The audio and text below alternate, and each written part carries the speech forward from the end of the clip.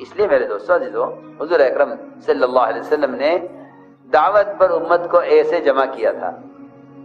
دوسری بات یہ ہے کہ اس دعوت کے ذریعے سے ایمان کو باعتبار اطاعت کے سکھلایا تھا، ایمان کو باعتبار اطاعت کے سکھلایا تھا، ایمان اطاعت کا نام تھا۔ اسی لیے حدیث میں فرمایا ہے کہ مومن اللہ کی اطاعت میں نکیل پڑے ہوئے اونٹ کی طرح ہے۔ یہ زندگی کی کسی شعبے میں آزاد نہیں ہے، کھانے میں، کمانے میں، پہننے اوڑھنے میں،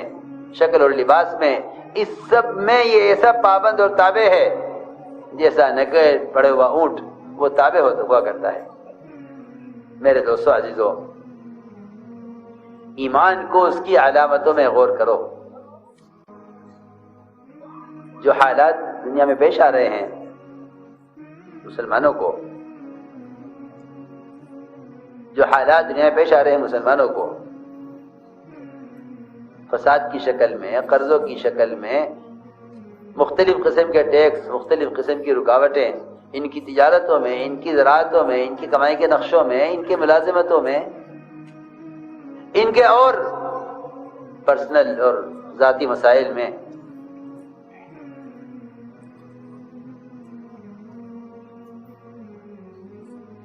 اس سب کا تعلق کہاں سے ہے؟ مومن، صاحب میں عرض کر دیتا ہوں، مومن اور کافر، اس کا جو فرق ہے حدیث میں کھول کر بیان کر دیا ہے کہ اس کا فرق یہ ہے کہ مسلمان اس کو اگر ایک پیر میں ٹھوکر بھی لگے گی تو اس کو فوراً معلوم ہو جائے گا کہ اس وقت یہ ٹھوکر جو میرے پیر میں لگی ہے یہ میرے کس گناہ کی وجہ سے لگی ہے۔ عجیب حدیث ہے، عجیب روایت ہے، واقعی غور کرنے کی روایت ہے۔ فرمایا کہ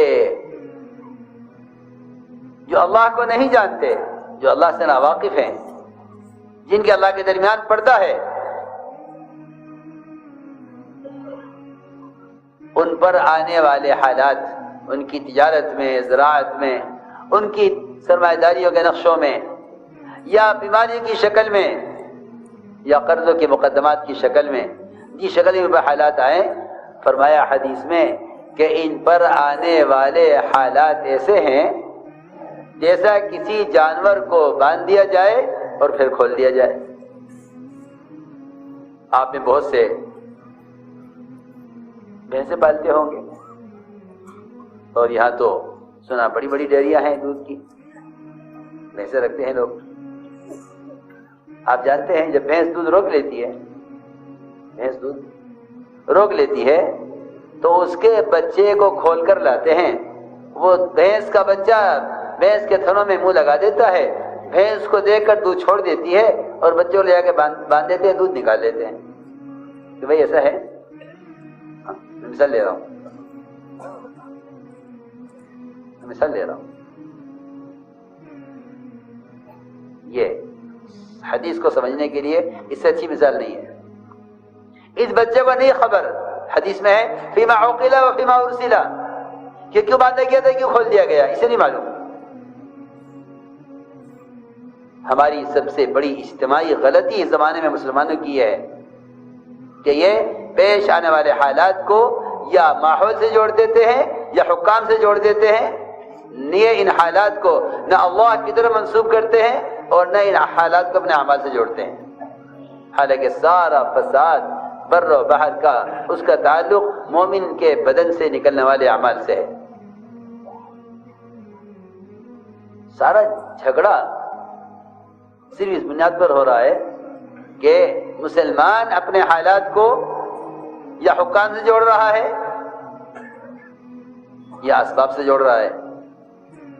حالانکہ مسلمان کے حالات کا تعلق نہ اسباب سے ہے نہ حکام سے ہے۔ جس کی زبان پر بھی دیکھو گے شکایت انہیں حکام سے ہے، اور میں سوچتا ہوں، میں نے کہا کہ ان بیچاروں پر بجائے رحم کھانے کے انہیں الزام دیا جائے، تھوڑے سے دن کی جنت ان کے لیے ہے، ہماری فکر تو یہ ہوتی کہ یہ ابدی جنت کی طرف آتے۔ عمر رضی اللہ تعالی عنہ حضور اکرم صلی اللہ علیہ وسلم کی خدمت میں حاضر ہوئے اور دیکھا کہ آپ لیٹے ہوئے ہیں اور آپ کے بدن کا کچھ حصہ زمین پر ہے، کچھ بستر پر ہے، اور بستر بھی ایسا کہ وہ اتنا موٹا ٹاٹ تھا جس کے نشانات آپ کے جسم پر تھے۔ عمر رضی اللہ تعالیٰ نے آپ کے گھر کی طرف نظر ڈالی، ایک طرف جو پڑے ہوئے تھے، ایک طرف بغیر دباغت دی ہوئی کھال لٹکی ہوئی تھی۔ حضرت عمر کی آنکھوں میں آنسو آ گئے۔ اللہ اکبر، آپ آخری نبی، سید الانبیاء، اور آپ کے گھر کا سامان یہ ہے، اللہ کے محبوب اور وہ تمام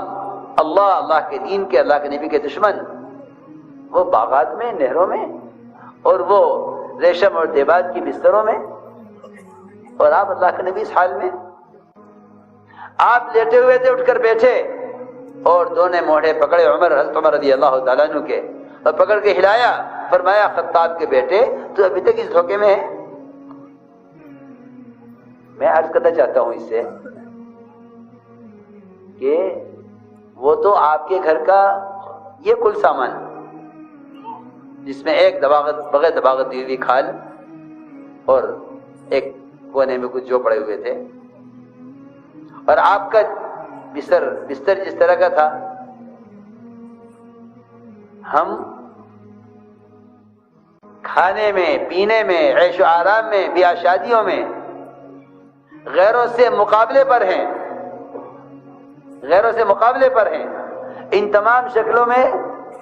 مسلمان کو غیر سے پہچاننا مشکل ہوتا ہے، نہیں سمجھ میں آتا شادی کس کی ہو رہی ہے، مسلمان کی ہو رہی ہے غیر۔ ابو ذر غفاری رضی اللہ تعالیٰ عنہ گزر رہے تھے ایک جگہ سے، دیکھا کہ کپڑا بچھا ہوا ہے، چادر بچھی ہوئی ہے، لوگ بیٹھے ہوئے ہیں اور ذکر میں مشغول ہیں۔ انہیں خیال ہوا کہ کسی کا انتقال ہو گیا ہے، لوگ تعزیت کے لیے آئے ہوئے ہیں، یہ بھی آ کر بیٹھ گئے اور ذکر میں مشغول ہو گئے۔ پوچھا تھوڑی دیر میں انہوں نے کہ بھئی کیا بات ہو گئی، کس کا انتقال ہو گیا؟ کہ نہیں کسی کا انتقال نہیں ہوا، اللہ نہ کرے، آج تو ہمارے یہاں خوشی ہے، بیٹے کی شادی ہے، ولیمہ ہے، اور آپ بھی بیٹھیے، کھانا آئے گا، کھانا کھائیے، ہمارے یہاں شادی ہو رہی ہے۔ جی ہم وہ نہیں سمجھے، لوگ بیٹھے تھے، ذکر میں مشغول تھے، ولیمہ ہو رہا تھا بیٹے کا، گھر میں شادی ہو رہی تھی، انہیں یہ معلوم نہیں ہو سکا کہ گھر میں شادی ہو رہی ہے یا گھر میں کوئی میت ہو گئی ہے۔ اس کو میں نے عرض کیا تھا کہ ہم غیروں جیسی زندگی گزار رہے ہیں، تعیش میں، کھانے پینے میں، بیاہ شادیوں میں۔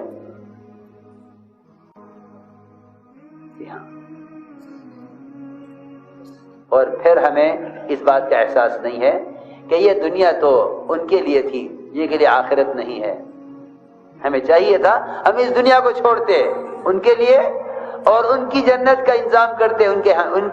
کی ہمیشہ کامیابی کے لیے۔ تو میں نے عرض کیا کہ جو حالات پیش آ رہے ہیں، ان حالات کا تعلق حکام سے نہیں ہے،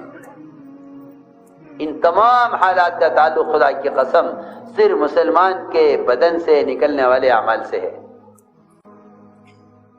ظہر الفساد فی البر والبحر بما کسبت ایدی الناس، ہم سمجھتے تھے کہ اصل کائنات مسلمان ہے،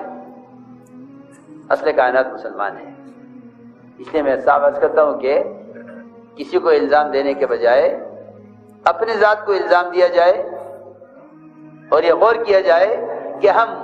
غیروں کی دنیا کے کہاں کہاں حریص ہوئے ہیں، جس کی وجہ سے اللہ رب العزت نے اس ذلت میں ڈال دیا ہے۔